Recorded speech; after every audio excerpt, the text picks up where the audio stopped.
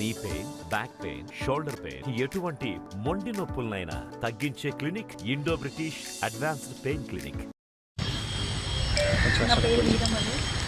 2015 జనవరి నుంచి మహిళా పాలిటెక్నిక్ కళాశాలలో పనిచేస్తున్నా జూనియర్ అసిస్టెంట్గా అవుట్సోర్సింగ్లో. సో ఇప్పుడు 2018లో శ్రీనివాసులు అని సార్ వచ్చింది ఇక్కడికి లెక్చరర్గా, సీనియర్ లెక్చరర్గా.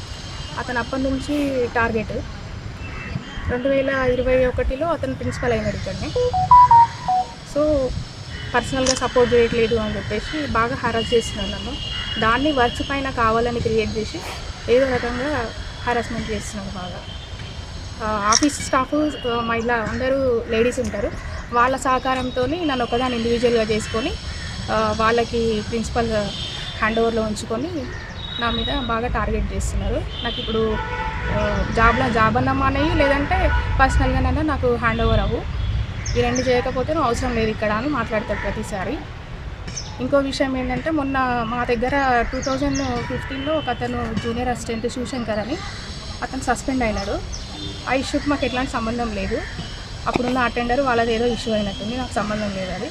దాన్ని మొన్న అతన్ని పిలిపించి అతనితో నా మీద లెటర్ రాయించి ఆ పీరియడ్వి ఏవో డీటెయిల్స్ కావాలని నన్ను హరాస్ చేస్తున్నాను. ఈరోజు కొత్తగా ఇదంతా లెటర్స్ రాపించి నాకు న్యాయం చేయాలని కోరుతున్నాను. ఏం చేస్తారు మేడం మీరు?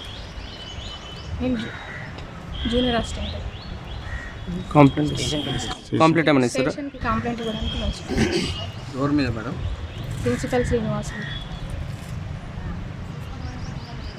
పాలిటెక్నిక్ అంటే స్టూడెంట్స్ తోటి మళ్ళీ క్యాంపస్లో ఎట్లా ఉంటుంది మేడం కాలేజీలో బిహేవియర్? అతను అంతా ర్యాష్గా మాట్లాడతాడు. లేడీస్తో మాట్లాడడానికి కూడా అతనికి మెంటాలిటీ అంతా ర్యాష్. డిగ్నిటీగా మాట్లాడాడు, వల్గర్గా మాట్లాడతాడు. పిల్లలకి కూడా అవి ఇవి వాళ్ళు ఏమన్నా ఇబ్బందులు వచ్చి రెగ్యులర్ స్టాఫ్ మీద కంప్లైంట్ చేసినా కూడా పట్టించుకోడు. ఇక్కడ నుంచి వెళ్ళిపోవాలి, మీరు అవుట్సోర్సింగ్ మీదనే చేయాలి, ఏదైనా కంప్లైంట్ చేస్తా అని చెప్తాడు. వాళ్ళకి మాడిఫై చేయించి వాళ్ళతో కంప్లైంట్ రాపిస్తాడు ఉంటా. ఒకవేళ రాయకపోతే మిమ్మల్ని ఫెయిల్ చేస్తా అని చెప్తాడు. అంటే అవుట్సోర్సింగ్ ఎంతమంది ఉన్నారు మేడం? ఇప్పుడు మొత్తం జూనియర్ అసిస్టెంట్స్ 2, అటెండర్స్ 5 మంది. ఎన్నేళ్ళ నుంచి చేస్తారు మీరు?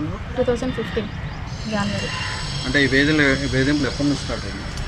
ఇతను 2018లో వచ్చినప్పటి నుంచి మేడం దగ్గర ఏదో ఒకటి చెప్తుండే. అతనికి మా ఆఫీస్కి సంబంధం లేకున్నా కూడా కావాలని ఆమె దగ్గర చెప్పి ఏదో ఒకటి చేస్తుండే. ఆయన మనసులో ఏముందో మాకు అర్థం కాకపోతుండే, ఎందుకంటే ఆయనకు మాకు అటాచ్మెంట్ ఉండకపోతుండే కాబట్టి. ఇతను 2021లో ప్రిన్సిపల్ అయ్యింది కదా మేడం వెళ్ళిపోయిన తర్వాత. అప్పుడు ఇతనికి మాకు పర్సనల్గా అంటే అఫీషియల్గా మాకు వర్క్స్ ఉంటుండే. అప్పుడు చూసి ఒక రోజు అన్నాడు అనమాట, మీరు ఇట్లా చేయాలి, ఇట్లా చేయకపోతే ఇక్కడ వర్క్ చేయొద్దు అని. అది కూడా నేను ఇప్పటిదాకా ఎక్కడ చెప్పలేదు, ఎందుకంటే అతని కూడా ప్రిన్సిపల్ కాబట్టి మన కరెక్ట్గా కాదు, పరువు పోతే చూద్దాం ఏమన్నా చేంజ్ అవుతాడేమో అని కూడా నేను ఇప్పటిదాకా ఎవరికి ఏం చెప్పలేదు ఈ విషయం. కానీ ఇంకా ఈరోజు కూడా మళ్ళీ అదే మాట, ఆ సస్పెండ్ అతన్ని తీసుకొని వచ్చి ఆ లెటర్ పైన నాకు సంబంధం లేని ఇష్యూలా ఆయన సస్పెండ్ అయిన తర్వాత అది నాకు సంబంధమే లేదు అసలు, దానికి సంబంధించి రికార్డ్స్ ఇవ్వమంటాడు. యాక్చువల్గా ఆ పీరియడ్ వాళ్ళే మెయింటైన్ చేసుకున్నారు, దానికి నాకు సంబంధమే లేదు. ఆ ప్రిన్సిపల్ వాళ్ళే చూసుకోవాలి, అది వాళ్ళకు కూడా తెలుసు. ఈరోజు ఏమన్నా గడబడైందా? ఈరోజు అదే జరిగింది పొద్దున.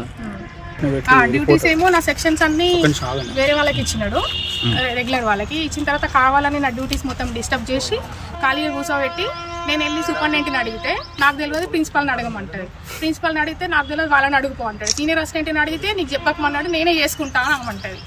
ఇదంతా అయినాక 1 month అయిన తర్వాత మళ్ళీ నన్ను పిలిచి సూపరింటెండెంట్లోని ఆమె సూపరింటెండెంట్ నీకు ఎందుకు వర్క్ చేస్తలేవో రాసి అంటున్నాడు సారు అని ఆమె వస్తుంది మళ్ళీ నా దగ్గరికి. మరి మీ సుపీరియర్ దృష్టికి తీసుకెళ్ళారా ఇట్లా డ్యూటీస్ చేయనిస్తలేడని చెప్పి? సుపీరియర్ ఇంకెవరు? మీ పైన ఎవరు ఉంటారు మీ పైన? పాలిటెక్నిక్ ముందు జిల్లా. ఇప్పుడు ఈ సంగతి తెలియదు వాళ్ళకి, ఈ సంగతి తెలియదు. ఆర్జేడీ దగ్గర 2022లో పోయింది కంప్లైంట్ పెట్టారు. అక్కడ వెళ్ళే చెప్పిందా నేను చెప్తే వాళ్ళు వీళ్ళందరినీ సిట్రేట్ చేసిరు. హాస్టల్ ఉన్నామే ఇక్కడ ఎందుకు ఉంటుంది అని చెప్పేసి వాళ్ళు సిట్రేట్ చేసి కొంతమంది ట్రాన్స్ఫర్ కూడా చేసినారు. అప్పటి మట్టుకు ఓకే అంటాడు, మళ్ళీ సేమ్ అట్లనే చేస్తారు. ఇంతకుముందు కంప్లైంట్ చేశారు మీరు ఇట్లా ఈయన బిహేవియర్ మీద? శ్రీనివాసులు. సో ఈరోజు ఒక ఇన్సిడెంట్ జరిగింది సార్ మా ఇన్స్టిట్యూట్లో. ఒక జూనియర్ అసిస్టెంట్ వచ్చేసి మాకు ఒక లెటర్ పెట్టాడు సార్. జూనియర్ అసిస్టెంట్ వచ్చి ఒక లెటర్ పెట్టాడు సార్. ఆ లెటర్ ఏంటంటే ఆయనకి డ్యూటీ పీరియడ్ కావాలని చెప్పేసి 2014 నుంచి 15 వరకు డ్యూటీ సర్టిఫికేట్ కావాలని పెట్టాడు సార్ లెటర్. అయితే ఆ లెటర్ పెట్టడంతో నేనేం చేశానంటే ఆ పీరియడ్లో నేను లేను సార్. నేను 2018 తర్వాత వచ్చాను. ప్రిన్సిపల్ ఇన్ఛార్జ్గా డిసెంబర్ 2020లో నేను ప్రిన్సిపల్ ఇన్ఛార్జ్గా ఛార్జ్ తీసుకున్నాను సార్. అయితే ఆ పీరియడ్ నేను లేను కాబట్టి నేను మా సూపరింటెండెంట్కి మార్క్ చేశాను సార్. ఇది ఇట్లా ఆ డీటెయిల్స్ ఏమైనా దొరికితే అవి అప్డేట్ చేసి ఇవ్వండి, ఆ సార్కి సబ్మిట్ చేద్దామని చెప్పి ఇచ్చాను సార్. ఇస్తే ఆ సూపరింటెండెంట్ మేడం వచ్చేసి అవుట్సోర్సింగ్ అటెండరు జూనియర్ అసిస్టెంట్ వీరమణికి మార్క్ చేసింది సార్ మా సూపరింటెండెంట్ మేడం. మార్క్ చేస్తే ఆమె వచ్చేసి మా సూపరింటెండెంట్తో గొడవ పెట్టుకొని నానా రకాల ఇది చేసి ఫోన్ లాక్కొని ఫోన్ ఎత్తి కింద వేసి కొట్టింది సార్. కాబట్టి ఇవి చెప్పేవన్నీ కూడా ఫాల్స్ అలిగేషన్స్ సార్. మీరు ఏమైనా ఉంటే మా స్టాఫ్ కూడా ఎంక్వైరీ చేసుకోండి, దాన్ని బట్టి మీరు ఏ డెసిషన్ తీసుకున్నా నేను ఫాలో. ఈమె ఎప్పటి నుంచి సార్ మీ ఆర్గనైజేషన్? అదే సార్ 2015 నుంచి చేస్తున్నాను.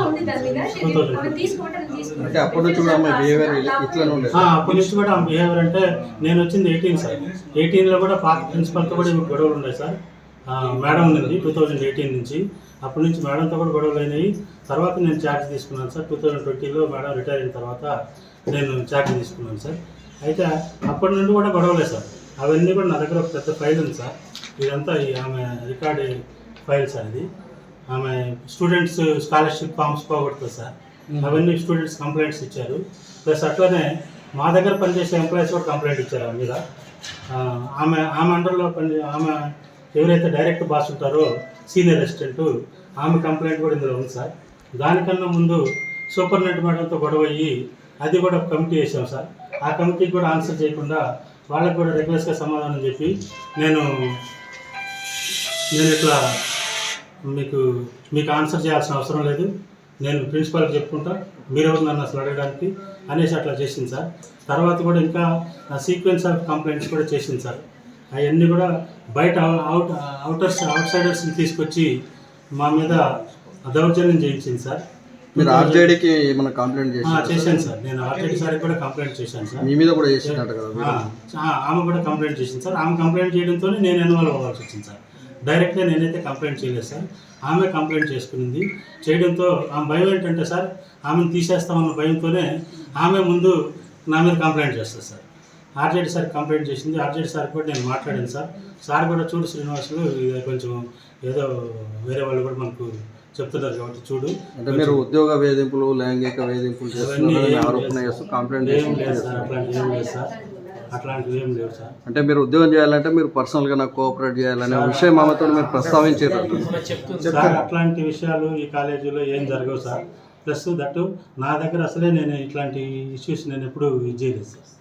అంటే మీరు చేస్తేనే ఉద్యోగంలో కొనసాగుతాం అనే అలిగేషన్ మీరు పెట్టిరట. మీరు ఏమని సార్? మీరు పర్సనల్గా సపోర్ట్ చేస్తేనే ఉద్యోగం చేస్తే వీడ లేకుంటే లేదు అని. ఇట్లాంటి మాటలన్నీ నేనేం చెప్పలేదు సార్. ఒకవేళ ఏమన్నా నా దగ్గర ఉంటే నాకు ఏమనండి సార్, లేదంటే మీకు ఏమనండి, నేను దానికి ఆన్సర్ చేస్తాను సార్. అంటే ఆమె మీ మీద చేస్తున్న ఆరోపణ లేదు? అవును సార్. అట్లాంటి ఆరోపణలు ఏమి కూడా ఏది జరగలేదు సార్. ఒకవేళ జరిగితే మీరు కానీ మా డిపార్ట్మెంట్ వాళ్ళు కానీ ఈ నిజమైతే నా మీద ఎట్లాంటి యాక్షన్ తీసుకున్నా నేను దానికి సమ్మతంగానే ఉన్నాను సార్. ఎందుకంటే ఇవన్నీ ఒకరోజు ఇన్సిడెంట్స్ కాదు సార్. కాబట్టి మా ఆర్జేడీ సార్ కూడా కంప్లైంట్ చేశాను. సార్ కూడా ఏమన్నాడంటే నువ్వు కొత్త ఆర్జేడీ సార్ వచ్చాడు సార్ తర్వాత. అయితే ఆ సార్ కూడా ఏమన్నా అంటే నువ్వు అసలు ఎందుకు తీసుకున్నావు, మొదట్లో ఎందుకు తీసుకున్నావు అంటే వాళ్ళు ఆటోమేటిక్గా రెన్యువల్ చేసేస్తారు సార్, వచ్చేసినారు, అయినా కూడా స్టిల్ ఏమో కంప్లైంట్స్ క్రియేట్ చేస్తూ ఉంది అని అంటే సరే నువ్వు చూడు, వెయిట్ చేసి దాన్ని బట్టి యాక్షన్ తీసుకోవాలని చెప్పారు సార్. ఈరోజు ఆల్రెడీ ఇంతకుముందు మినిస్టర్ సార్ కూడా చెప్పింది సార్, కంప్లైంట్ చేసింది, అవి కూడా అయిపోయినాయి సార్. ఇట్లనే ప్రతి ఇష్యూకి కంప్లైంట్సే చేస్తుంటారు సార్. ఆయన బీసీ వెల్ఫేర్ అని చెప్పేసి మొగలయ్య అయిన ఒక ఆయన వచ్చేసి మమ్మల్ని థ్రెటన్ చేశాడు సార్ కాలేజీకి వచ్చి. ఆయన ఆడియో రికార్డింగ్స్ కూడా నా దగ్గర ఉన్నాయి సార్. ఆయన ఒక ఆయన నెక్స్ట్ సంగమేశ్వర్ అని ఇంకొక ఆయన తీసుకొచ్చింది సార్ ఇంకొక 6 నెలలకి. ఆయన వచ్చి మమ్మల్ని మీ స్టాఫ్ ఏం చేస్తున్నారు, నువ్వేం పెడుతున్నావు అని చెప్పి ఇట్లాంటి మాటలు కూడా మాట్లాడారు సార్. అవన్నీ ఆడియో రికార్డింగ్స్ నా దగ్గర ఉన్నాయి సార్. మీకు కావాలంటే నేను సబ్మిట్ చేస్తాను సార్ అవి. కాబట్టి నేనేమన్నా తప్పు చేస్తుంటే నా మీద ఎట్లాంటి యాక్షన్ తీసుకున్నా పర్వాలేదు. మరిన్ని వీడియోస్ కోసం ఛానల్ ని సబ్స్క్రైబ్ చేయండి, లేటెస్ట్ అప్డేట్స్ కోసం వాట్సాప్ ఛానల్ ని ఫాలో చేయండి అండ్ లింక్ డిస్క్రిప్షన్ లో ఉంది.